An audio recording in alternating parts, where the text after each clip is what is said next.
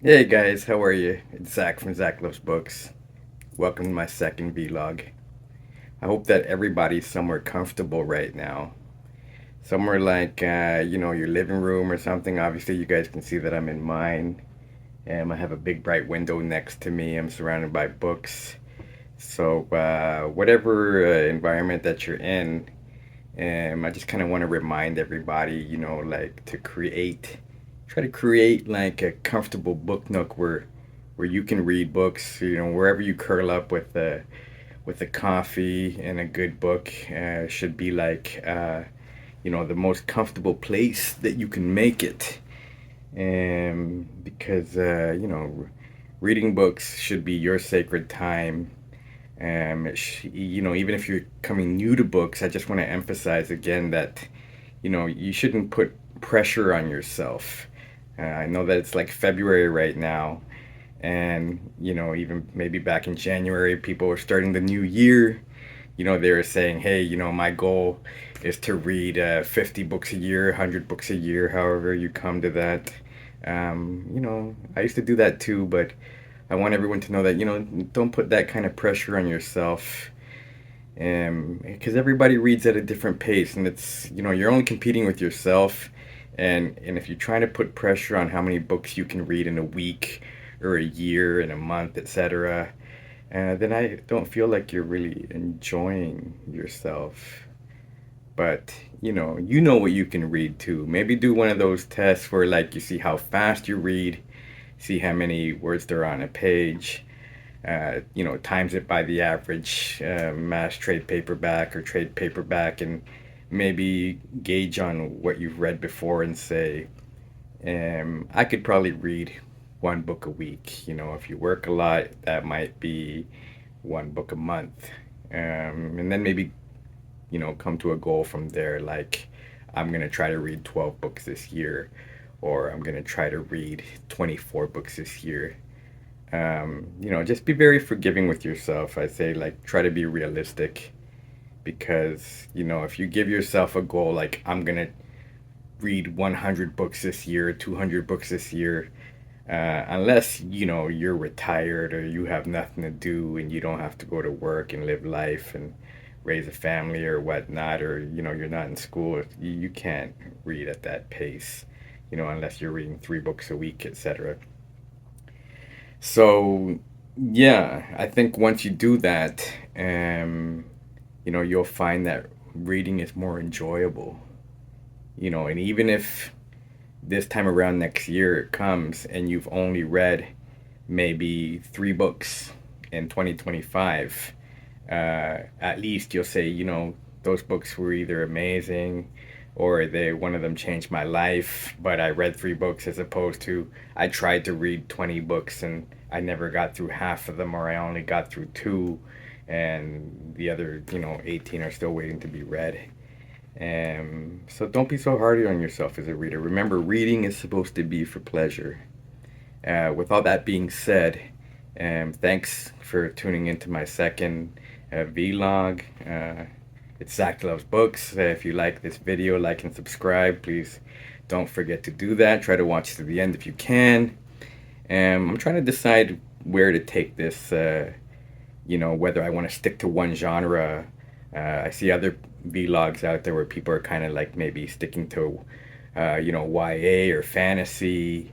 Um, I tend to read more nonfiction than fiction, but what I'm gonna do is I'm gonna just, you know, review the book in the moment. And that could be a new book I picked up. It could be something that someone just passed to me that they raved about. It could be just whatever catches my fancy. It's actually probably going to be something that I either just finished on a whim. It may be something that I read years ago that I revisited, and read again because I thought it was so phenomenal. And I think that's okay. So if you reread a book that you love, and that's going to be one of the books you read this year, is to read a book that you love. Have a friend that rereads.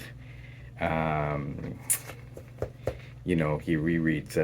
There's a certain fantasy book he reads the every year. I can't remember now what it was called, but that's okay. I have a friend who reads Dune once a year. I've never read Dune. Maybe it's in the queue. Maybe I might get around to it. But with that being said, like I said in my previous video, I'm gonna cover like everything across the board. In one video I might do a true crime book, I might do a memoir, or I might do a fiction, or I might do a self-help book.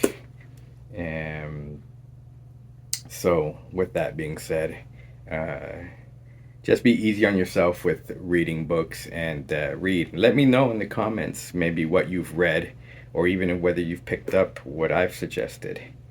So now, like, let's move on to one book at least for this vlog, being my second one. I'm still trying to figure this out.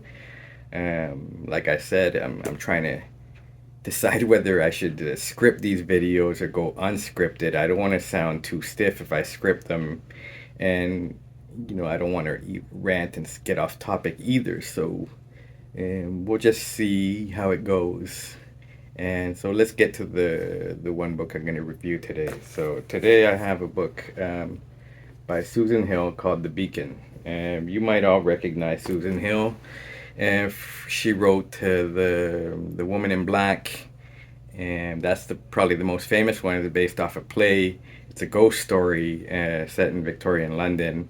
That's how I came to The Beacon, actually. I read The Woman in Black, and I'll probably review that in a later review.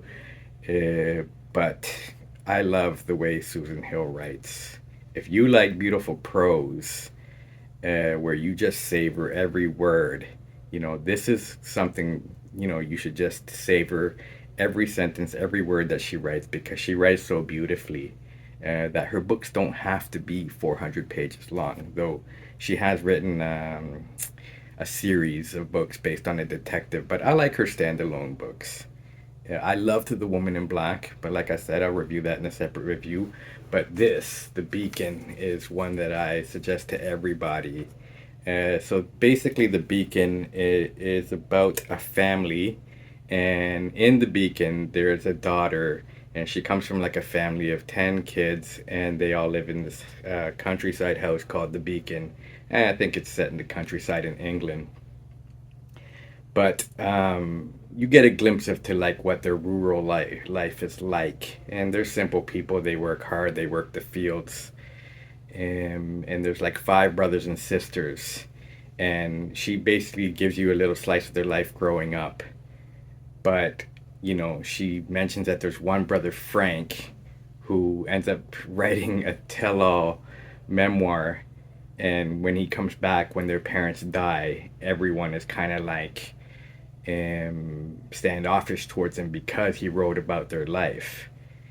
And when you encounter this conflict in the story about how Frank wrote a tell-all and nobody likes it, you get the sense that Frank made it sound like life growing up at the Beacon was horrible. But when you read the book, which you could probably read in maybe an hour or two, depending on how fast you read, you get no sense. Spoiler alert, you get no sense that their life was bad at all. It's one of those books where you have to maybe read it once, twice, or 3 times to see where in this book do you really get the sense that life was so bad at the Beacon. Though the main character, I think her name is May, there are a few times where she shows like issues with anxiety in her life as they pertain to the relationship she has with her parents. But it's one of those where after you read it, it kind of stays with you, and in the end you have more questions than you have answers. And that's the beauty of it, because the story stays with you and it makes you want to reread it again to say, did I miss something here? And then, I mean, if you have family problems like everybody does with their families, it makes you think about your family dynamics, the relationships with your siblings, or if you're the eldest sibling, your relationship with your parents and your other siblings, and how you may have viewed your life growing up differently in the same household as they may have viewed life growing up in that same household. Like I said, beautifully written book. It's a short read. It's only like 153 pages. But like the previous books that I mentioned in my first blog, like John Boyne's House and Haunted, or Robert Wilder's Wind from the Carolinas, you may not be able to find these in your local bookstore on the shelf because they're a little older, out of print. Um, so you may have to order them off A-Books or go to your local used bookstore, or maybe even download them, digital copies. But worthwhile read if you want to read somebody new that you're not used to. If you like beautiful prose and just a simple, beautiful, powerful story. And Susan Hill, guys, like I have most of her books. I've only read like maybe three. She's really well known for her standalone ghost stories, and I'll be reviewing more of those in upcoming reviews. So that's it for now. I hope you check it out. And I just want to remind people too that reading is reading. It doesn't matter if you are picking up a book, listening to an audio book, reading an e-reader. Uh, as long as you get through a book, to me it doesn't matter what format you get through it. It's just if you're enjoying yourself, then go for it. There's way more books out there than we have a lifetime to read them. So this is to reading, and I hope you enjoy your next read. Let me know what you're reading. Let me know what you think. If you know The Beacon, or This House is Haunted by John Boyne, or the other book I mentioned, any of Robert Wilder's books. He was prolific in the 60s. Wind from the Carolinas is the one that I read. And let me know what you're reading in the comments, and let me know maybe what you think of my vlog. And that's it for now. Till the next time, guys.